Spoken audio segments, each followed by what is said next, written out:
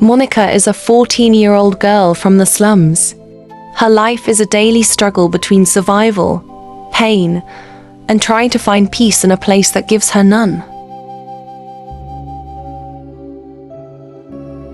She was walking home from school one afternoon, side by side with her best friend, Joy. They talked and laughed like schoolgirls do, trying to forget, even for a moment, the weight of their lives. When they reached the junction, they hugged each other goodbye. Monica turned left alone while Joy went straight ahead.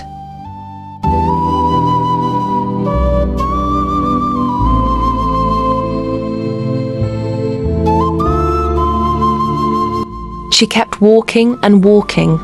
Her home was still far, but what weighed heavier was her heart. So much running through her mind because nothing good ever waited for her at home. Still she walked, with heavy steps and a heavier Sue.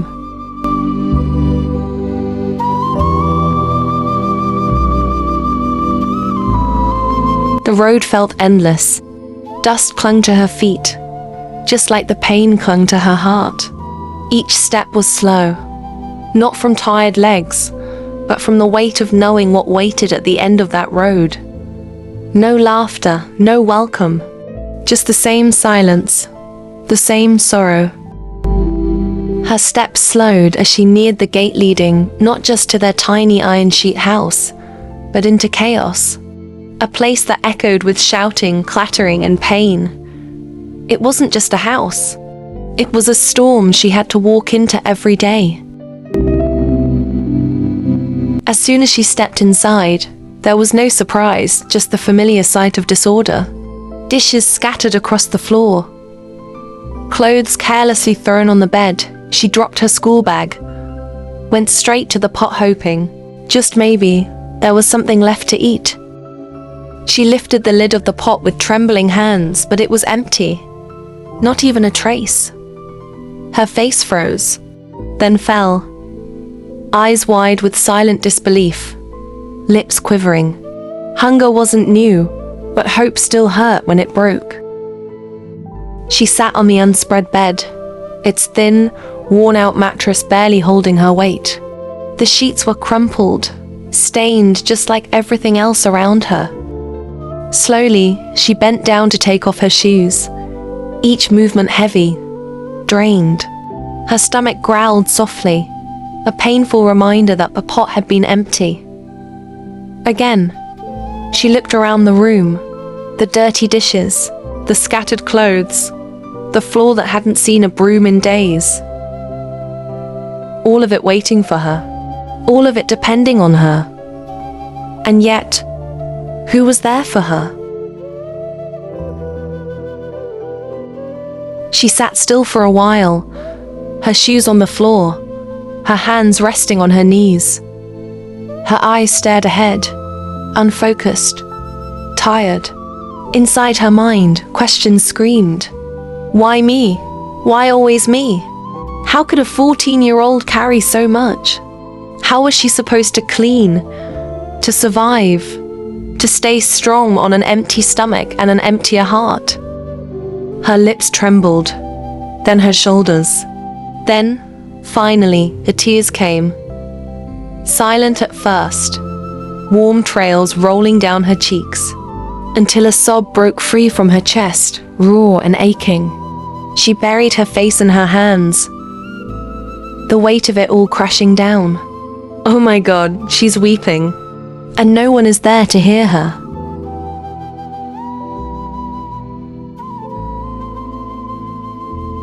Walking slowly toward the door, her body heavy, eyes scanning the cramped, lifeless room. The walls seemed to close in on her, the air thick with despair. The hunger gnawed at her stomach, and the mess was a constant reminder of the work that never ended. But it wasn't just the chores, it was the crushing weight inside her, the silent cry for something more than survival. What was she supposed to do next?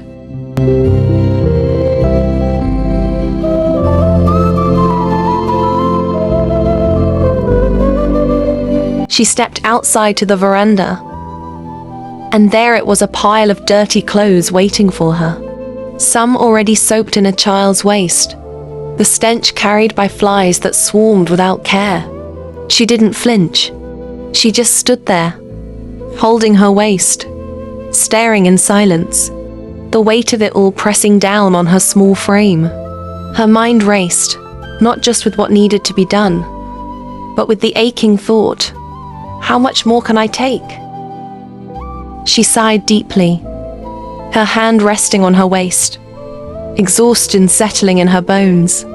She knew, all too well, that she didn't have the strength to tackle the mess, not before eating something at least.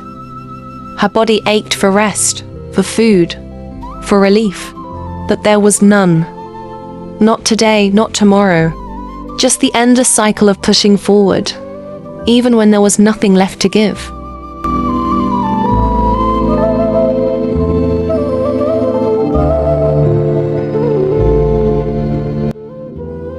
She moved towards the veranda and sank onto the cold, hard steps. Her mind wandered, and suddenly, she remembered him, a boy, the one she had come to rely on when everything felt too heavy.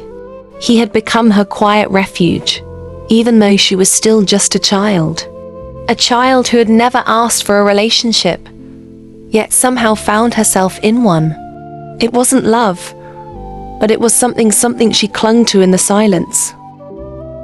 Without wasting another moment, she stood up, her stomach aching with hunger and her mind set. She left the dirty clothes and dishes behind. They could wait. Right now, survival came first. She needed to see Alan, not for love, not for comfort, but for what he could give her. Maybe some food, maybe money to buy a little something. Whatever it was, she needed it more than anything else right now.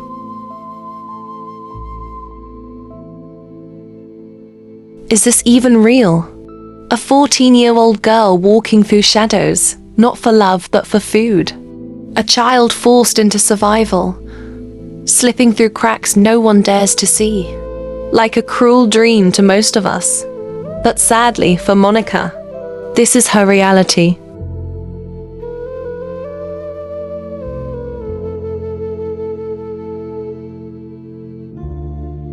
She's walking through the narrow, dusty pathway. The evening light casts long shadows as the slum slowly quiets. People pack up their stalls. Children are called home.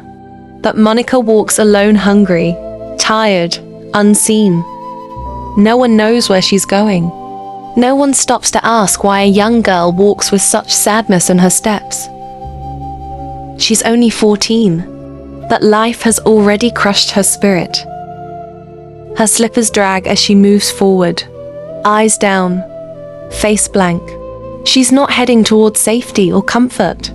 She's heading to the only place she might find food. Alan. The one who gives when no one else does. Not out of kindness, but because he knows she has nothing. And she knows what he wants in return. She doesn't want to go, but hunger leaves her no choice. Her empty stomach has made up her mind. The place they meet is hidden quiet, tucked behind rusted fences and crumbling walls, far from the eyes of those who might judge or help. She walks there anyway, a child going where no child should ever have to. Not for love, not for comfort, but for something to eat, something to survive on. In that moment, she's not just hungry, she's unsafe, unprotected, and completely alone in a world that keeps failing her. Monica wasn't sure she'd find Alan today. She wasn't expecting it, but she had to try, just to see if he'd be there, just to see if fate might offer something familiar.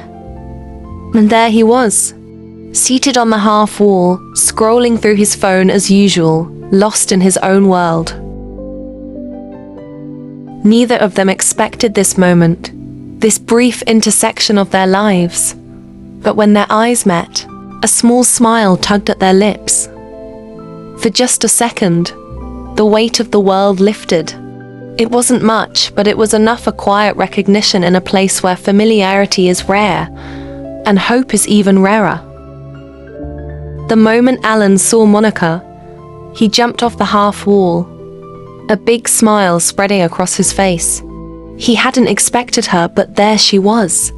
Monica smiled back, a soft light in her tired eyes. Without a word, Alan reached out and took her hand, helping her across the dirty drainage. The smell was strong, but they didn't care. That simple connection, her hand in his, made the moment feel warm, almost. They walked back together and stood by the half wall, hands still locked. Then Alan pulled her into a hug, gentle, warm, and real. Monica closed her eyes, holding on to him like she was holding on to air after drowning. For the first time in days, she wasn't thinking about food or mess or shouting at home. She was just a girl in someone's arms, smiling, feeling something close to peace. Monica looked up at Alan, her voice barely above a whisper. "I'm hungry," she said, eyes lowered. She didn't have to explain, he understood. Without hesitation, Alan reached into his pocket, pulled out a few folded notes, and gently placed them into her hand.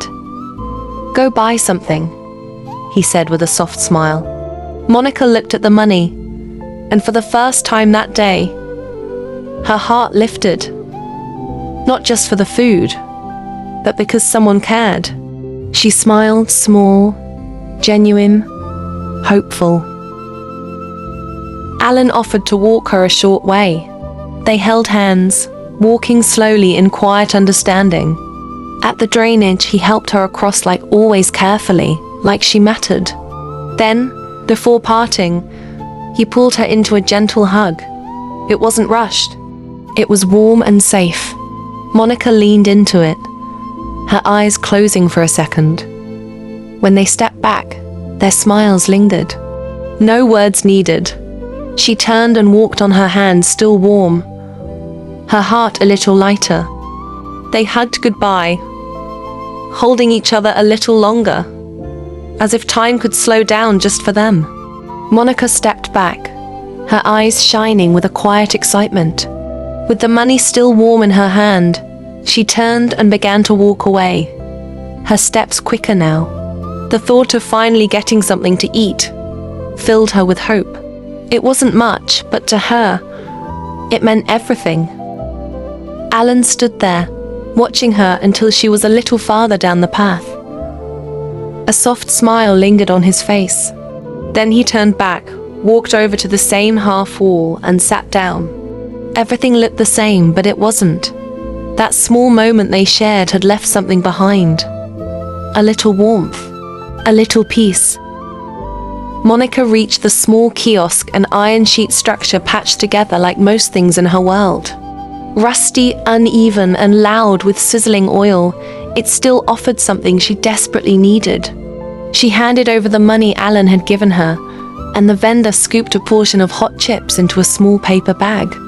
The warmth seeped through to her palms, and for a second, she just stood there holding it like it was gold. Without wasting a moment, Monica walked away, tearing the bag open and digging in. She didn't bother to wash her hands. There was no time and no need. Hunger had its own urgency. As she ate, her steps slowed and her shoulders dropped. The sharp edge of the day's pain dulled just a little. In that moment, through the dust and noise of the street, Monica was just a girl eating chips finally. Something warm. Something hers. Monica walked slowly, the paper bag of chips held tightly in one hand, her other hand quickly picking at the chips, hungry for anything she could get. The path home stretched far, lined with familiar, tired streets. The sky had turned heavy with dark clouds, the air thick with the scent of rain that was sure to come. The breeze had cooled, but Monica didn't mind. She was still eating, savoring each bite like it was something precious, something she'd been waiting for. She didn't hurry. The world around her felt distant, as if time was slower now. People passed by, too caught up in their own lives to notice her. But she noticed everything, the quiet of the streets, the wind shifting, the weight in her chest lifting just a little bit with every bite. With each step, she moved closer to home. The rain now just moments away, but for once, she didn't mind. As Monica walked, she noticed a girl from her neighborhood coming toward her. The girl, eyes filled with hunger, asked for a bite. Monica, despite her own hunger, smiled and shared her chips. They exchanged a brief high five, but as Monica walked away, the weight of home and her mom's unpredictable return hit her. Her fleeting moment of joy quickly faded, and little did she know, the worst was yet to come. Monica reached the iron sheet gate, and just as she was about to open it, her mom stood behind it, waiting, furious. The gate opened. Her mom shoved her back, grabbed her shirt, and dragged her inside. Monica was terrified her mom wouldn't listen. Her mother snatched the chips from Monica's hand and threw them to the ground. "Where did you go?" she yelled. "How dare you leave without telling me?" She shoved Monica into the house, still yelling with every step. Poor Monica could barely keep her footing. Her mother then dragged her back outside, the beating relentless. "Do you think you can just disappear? I come home, and you're gone." Monica fell to the ground, bruised from the blows. She tried to block them, but her mother's fury was too much.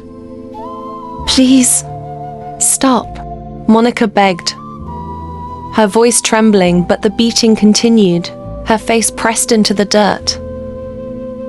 Her screams eventually reached the ears of a neighbor.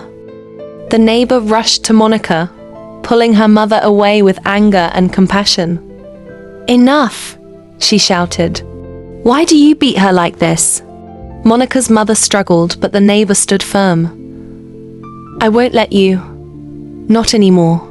She pulled Monica up gently, offering comfort as the child hid behind her, shaking with pain. Monica's mother was furious, now yelling at the neighbor for stopping her. "Why are you protecting this ungrateful child?" she screamed. Monica, trembling, hid behind the neighbor, her hands pressed to her scarred face, ashamed and in pain. This moment felt like her only chance to escape. In a blur of fear, Monica ran past the room. She didn't know where she was going, but the only thing she felt was the need to run, to escape the beating, the shame, and the pain.